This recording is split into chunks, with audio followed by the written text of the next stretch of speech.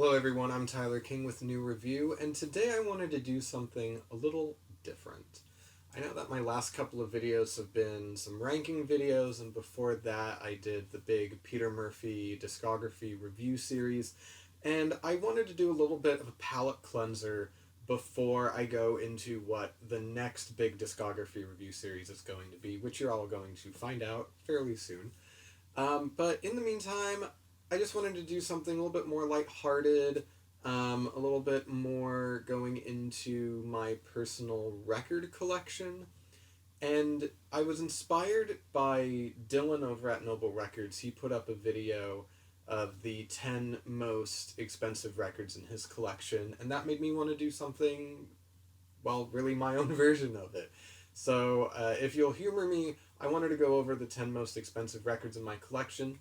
So what I've done is I have cataloged the entire collection that I have on Discogs, and then I've looked at the median selling prices of these releases as of today's date, which is October 20th, 2021. So if you're seeing this video the day it comes out, it will be the next day, October 21st. A couple of ground rules that I set up were no box sets. I wanted to just do, single album releases, so no compilations and no singles. And yeah, that's really it. So let us begin with my number 10, which is Disintegration by The Cure.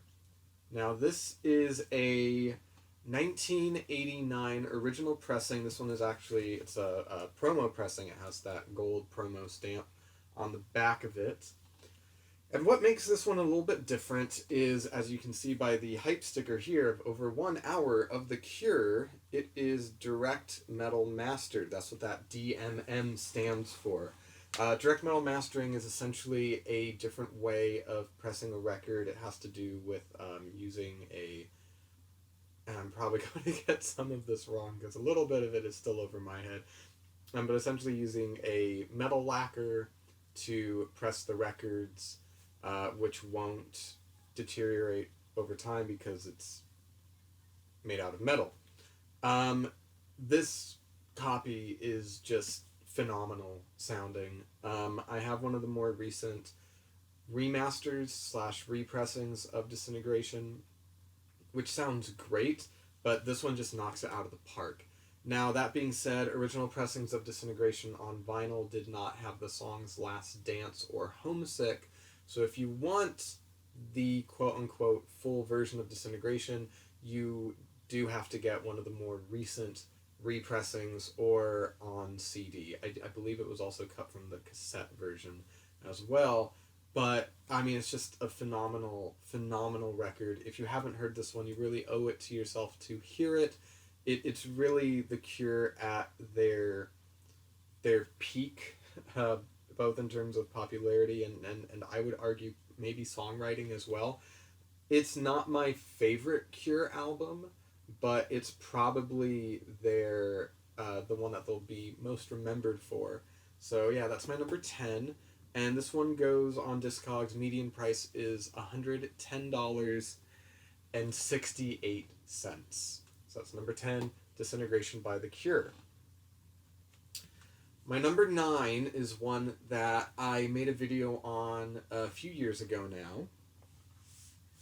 And that is Desperate Journalist by Desperate Journalist.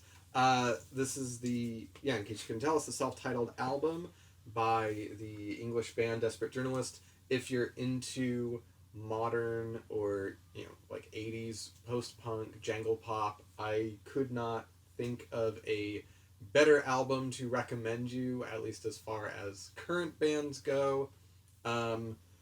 This is an original pressing. I know that they recently did a reissue of it on pink vinyl, which sold out, I think, in days, and that one I know is also going for pretty good numbers on Discogs. I don't really know what else to say about it that I didn't say in that initial video. It's a phenomenal album. if you really want to hear my thoughts on it, I would go check out that older video of mine. This one on Discogs goes for $123.48, and I cannot recommend it enough. Desperate Journalist. Number 8 is another album that I've done a review video of on here. Expect to see a few of those. And that is Sacrifice by Gary Numan. I don't really have to specify it's an original pressing because this album has never been repressed, which I think is one of the reasons why it is a more expensive album. I purchased this one for about $40, maybe 5 or 6 years ago. And this one does also include, if I can get it out, the 7-inch of The Seed of a Lie, which has both the standard 5.5-minute version and the extended version.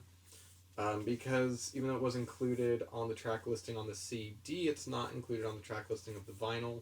Might have to do with time constraints, not really sure.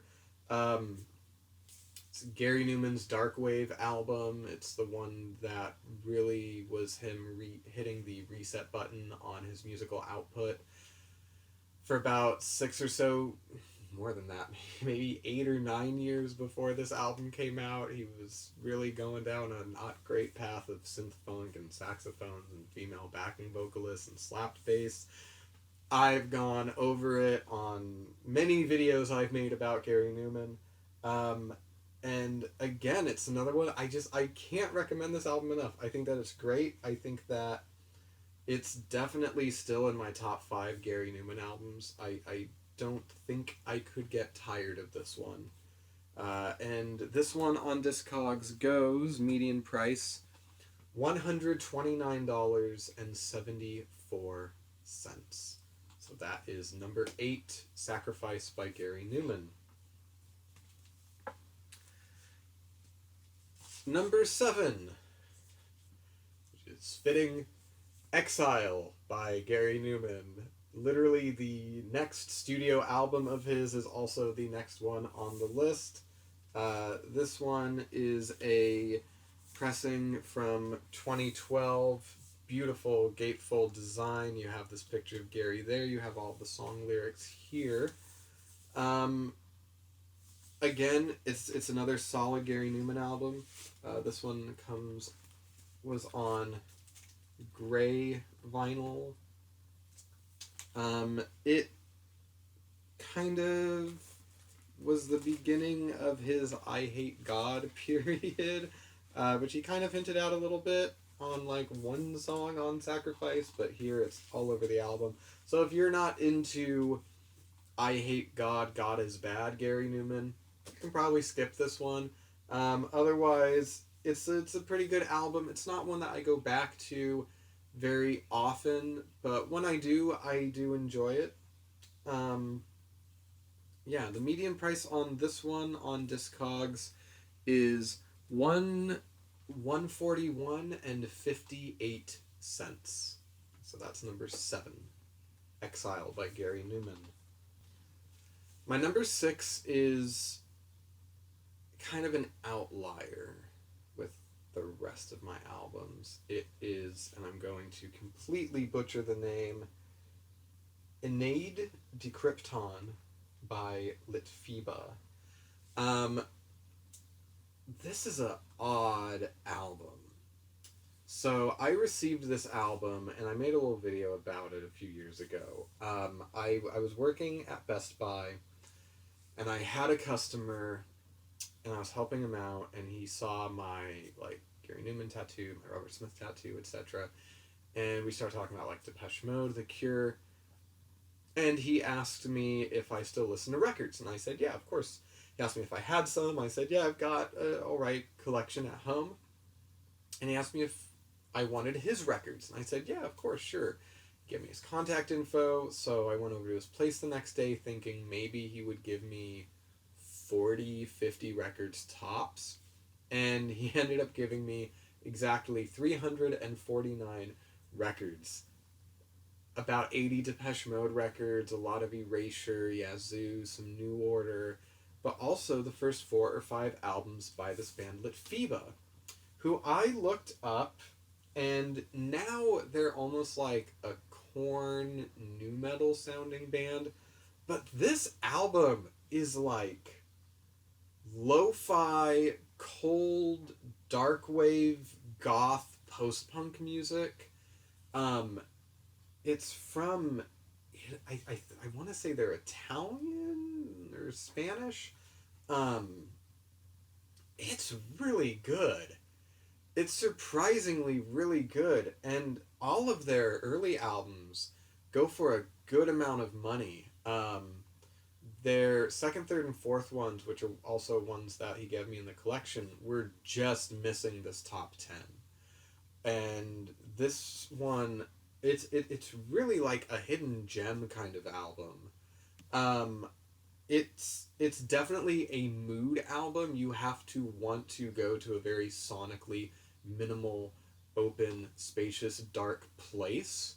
But if you do, I can't recommend this one enough.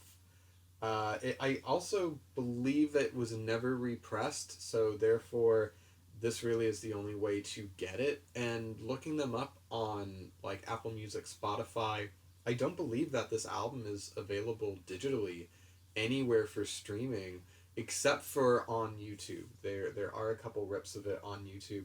So I would definitely listen to that if you can't afford this, because the median price is about 100. It's 142.86 for this album, which I never would have heard otherwise.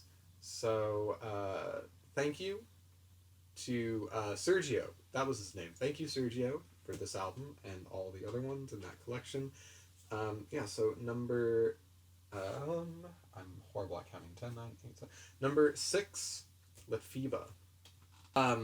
This one was very surprising for me because it is so recent. It just came out this year. My number 5 is Only Lovers Left Alive by SQÜRL and Jozef von Wissem. I'm probably mispronouncing his name. So this was the deluxe edition by Sacred Bones Records, who are one of, if not my favorite current record labels. So this is the score to the film Only Lovers Left Alive, which was written and directed by Jim Jarmusch, who is in the band SQÜRL, so his band essentially did the score. As you saw, it comes in that gorgeous wraparound screen print. So here it is. Once you take it out, that's the front. Flip it upside down, and then that's the back. So you have Tilda Swinton on the front, you have Tom Hiddleston on the back. This is just one of my absolute favorite films ever made. And the score is just, it's haunting, phenomenal. There's a lot of noise and feedback elements to it, but also some very beautiful work on instruments like the lute. This version came, and hopefully this is the camera is able to capture it on red and black. Oh yeah, there it is. Look at that. So kind of red and black swirled vinyl. It also comes, and I'm not going to pull it out because it will take way too long. It also includes a little sound clip on a little bonus record of a bit of dialogue from the film that Tilda Swinton speaks. So yeah, the original version, the original pressing of this album was going for something like $350. And on Valentine's Day, Sacred Bones announced this pressing of it. I ordered it as fast as I could because that original, the original pressing of it really was and still kind of is one of my like holy grail record finds. This version sold out within, I want to say, the first hour or so of it being live. And even though the repress goes for about $350, this one, the median price on Discogs is already $144.99, which to me is kind of insane that it's that expensive that quickly. But it's the deluxe edition. It has that gorgeous wraparound screen print that I showed you. So I totally get that, and it's also just a phenomenal, beautiful piece of music. Mine is numbered 470 out of 500. So yeah, that is the score to Only Lovers Left Alive. At number 5. My number 4, and this is another album that I've talked about on here before. Pure by Gary Numan. So this, just like with Exile, is a more recent repressing. It has this beautiful gatefold here with a picture of Gary. You have the song lyrics there. This was also pressed by Let Them Eat Vinyl, is the record company. Exile was on gray vinyl. This one is on red vinyl. Double LP, because the album itself is one of Gary's longer albums. Yeah, this really is kind of like the most, I would argue, the most I Hate God Gary Numan album ever. Originally released in 2000 or 2001. It's fine. It's, I would say out of his first 3 like comeback albums, this is the weakest of the 3. And it is interesting that all 3 of those albums are in the top 10 here. It's just, it's not really one that I personally go back to very often. I think it's very samey sounding. It's fine. If you want more of my thoughts on it, check out the video that I already did on my review of this one. But this one, the Discogs median price is $145.93. So just a little bit more than the last one. But this is my number 4, Pure by Gary Numan. Alright, my number 3, and this is one that I talked about very briefly on my most recent video, is going to be, I'm going to mispronounce it, Ouvrez by David Bowie. So this was the first volume of his Brilliant Live Adventures series. This is Live in Dallas, 1995. This is the last night of the US leg of the Outside tour. Absolutely phenomenal live album. As far as the set list goes, you have all the great material from the Outside album: The Voyeur of Utter Destruction, Heart's Filthy Lesson, Have Not Been to Oxford Town, Outside, We Prick You, and I'm Deranged. You have rarities like Joe the Lion, Andy Warhol, Breaking Glass, Look Back in Anger. You have this amazing cover of Scott Walker's Night Flight. It's just amazing, and I would argue one of, if not his best live bands. Reeves Gabrels, Gail Ann Dorsey, Carlos Alomar, Zachary Alford, and Mike Garson. And I believe there's a couple of other... Yeah, Peter Schwartz and George Sims. It's just phenomenal. Despite this being the first one, I want to say that this was the one that was available for the longest after the pre-order went up. I know I did mention it in my video on the Brilliant Live Adventures series, but these, especially once you got to, I think, Look at the Moon, they were gone instantly. Like, as soon as they went up for pre-order, they were gone. This one stayed up for, I want to say, at least maybe a week and a half.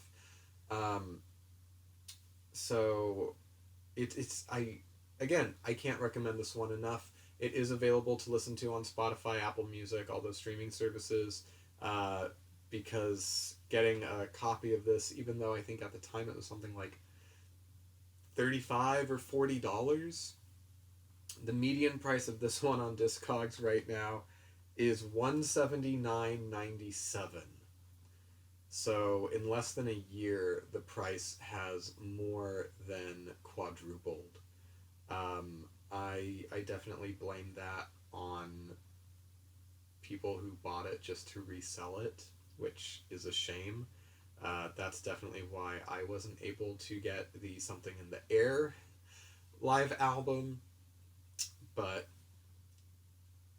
I mean, it's a shame. I definitely think that the David Bowie estate didn't realize how much demand there was going to be for this album, or really for any of the albums in the Brilliant Live Adventures series, and I don't think that they did it the right way. Hopefully they learn from that mistake going forward with any other limited releases that they do. But, I mean, that's neither here nor there.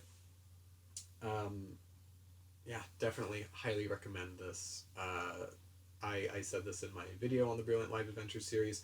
I think that David Bowie's 1990s material, both the studio albums and his live performances, are still incredibly overlooked, and I'm hoping that the recently announced box set on that era will help to shed some more light on that part of his career, because I think it's very overlooked. And this is a prime example of why I think people should listen to his 90s material, because this is just great. It's so good. So again, the median price on this one, $179.97. Ouvrez Chien by David Bowie at my number 3. So that leaves my top 2. And before I do that, I did want to do a couple of quote-unquote honorable mentions. They're albums that aren't necessarily worth a lot on their own, but the versions that I have, I think, would be worth a little bit of money just because of certain things about them. So, for instance, this copy of Aladdin Sane, which is signed by Mike Garson as well as Woody Woodmansey. This is an original US pressing, and I have no idea what the price of it is, maybe $30-$40. But this pressing, it's probably worth a little more than $30 or $40 just because of who has signed it. Also, another signed Bowie record. This is The Next Day. And this is signed by Tony Visconti, who produced it, Gail Ann Dorsey, who played bass on it, Earl Slick, who played guitar on it, and Sterling Campbell, who played drums on it. Original pressing, but I think all of the copies that are out right now are original pressings. I don't think that this one has been repressed just yet. I met all of them except for Tony Visconti at a Bowie tribute show that was happening in Los Angeles at the time, and they were all incredibly gracious. I have some videos from that show on my channel if you want to check them out. One of the best shows I've ever seen in my entire life, and I mean, this is the kind of thing that I'll never, ever part with. And my last honorable mention is this copy of Tinderbox by Susie and the Banshees, and you may look at it, the front and the back, and say, well, Tyler, it's not signed. What is so special about it?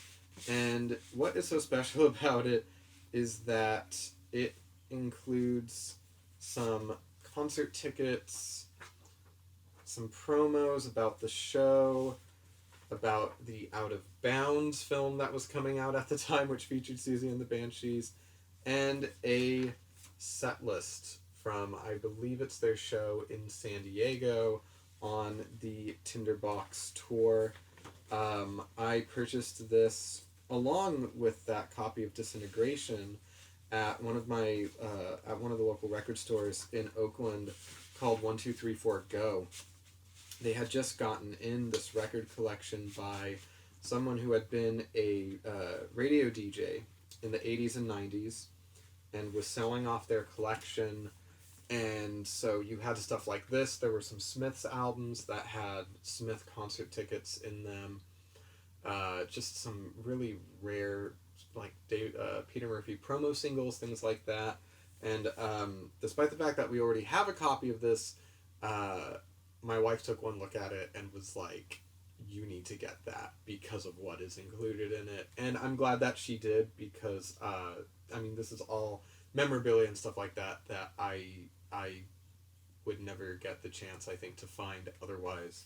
So she's in the next room, but thank you.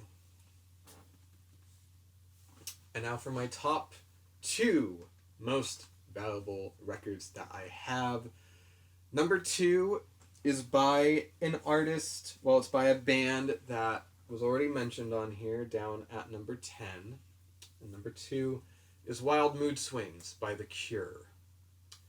This is an original pressing from 1996. It only recently got repressed for the album's 25th anniversary, and that was on a picture disc for Record Store Day this year, I believe.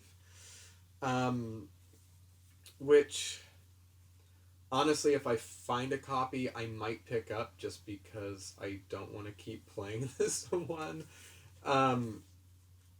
It is definitely The Cure's most underrated, well, not their most underrated, but it's definitely, of their 2 90s albums, the most underrated album of theirs from the 1990s. I think that the album gets way more hate than it deserves, just because it has a few songs on here that I don't think are that good. I'm mostly talking about Club America, The 13th, Round and Round and Round, and maybe Gone. But the rest of it, I think, stands up with some of their best material. The last 3 songs, Trap, Treasure, and Bear, are just out of this world. They're so good. It's a shame, I think, that the band doesn't really revisit a lot of the material from this album live. I think really they just play Want now, and maybe they'll play Mint Car every now and then. But it's definitely an album that I think gets way more hate than it deserves. I would never recommend this as the first album by The Cure to listen to, but I think that it's definitely worth revisiting if you haven't heard it in a while, especially if all that you've heard about it is how bad it is, because I wouldn't call it, in my top 5 Cure albums, but it's definitely worth hearing if you're a fan. Average median selling price on Discogs is $249.99. It's just, I'm very glad to have this one in my collection. That's Wild Mood Swings by The Cure. And my number 1, which also has a little bit of a story to it, and it's also by an artist that was earlier on this countdown. My number 1, Blackstar by David Bowie. So this is also an album that I did I did a review on Low. I don't think I've done a review on this one yet. So this is the limited edition Barnes & Noble pressing. So I think it was something like 1,000 copies or something like that on, as you can see, clear vinyl there.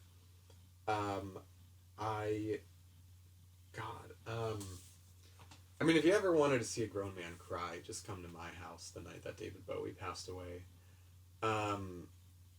It's really hard to talk about this album without talking about his passing, because they're so intrinsically linked with one another. I really do believe that this is a concept album about his death, and I could tell you all of my conspiracy theories about certain lyrical passages, things like that. But, if I were to rate or rank all of David Bowie's material, all of his studio albums, this would be right behind Low at number 2. I think that it's such a work of art, and like some of the albums that I talked about that are in the top 10, it's definitely an album that you have to be in the mood to listen to. But for me, it's one that I put on and I have to listen to from front to back. It's not an album like something like Let's Dance or Hours, where I just want to cherry pick the songs that I like.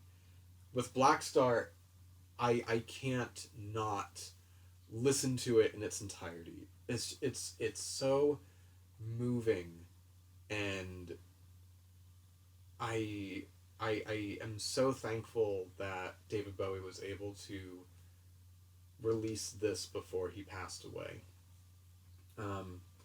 So here's the thing about this copy of it.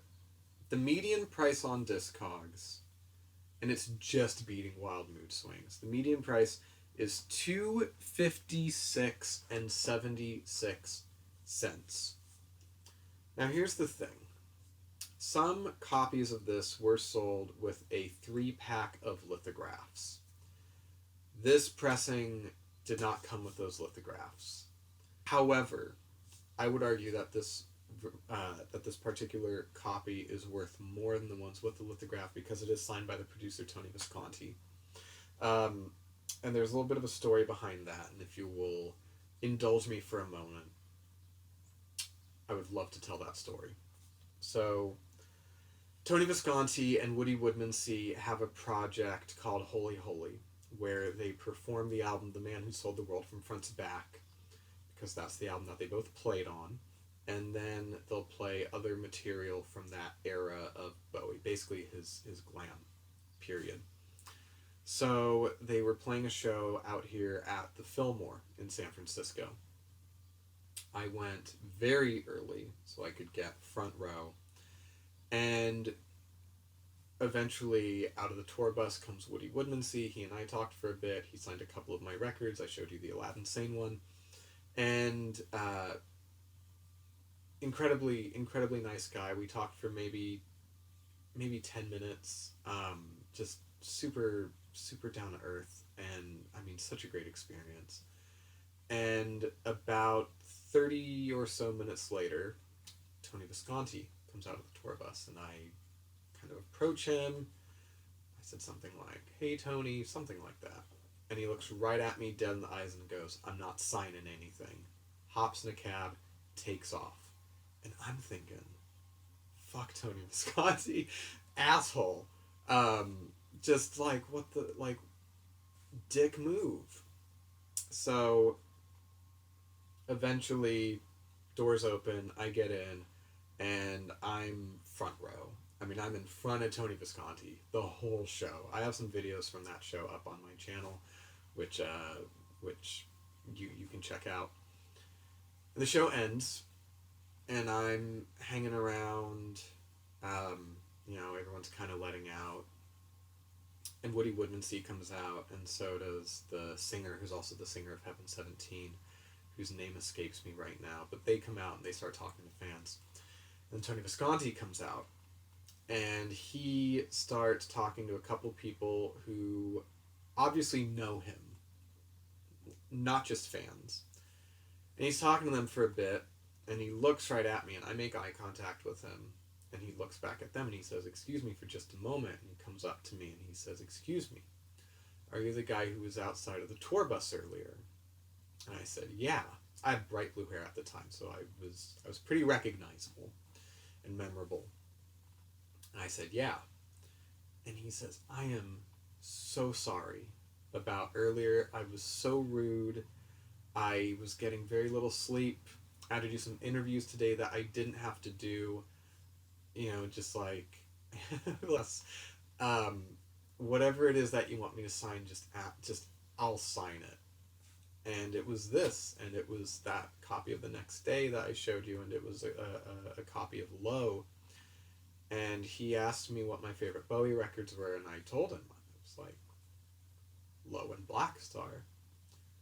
And he looked at me and he smiled, he's signing, and he says, "Well, there's a bit of Low in Blackstar."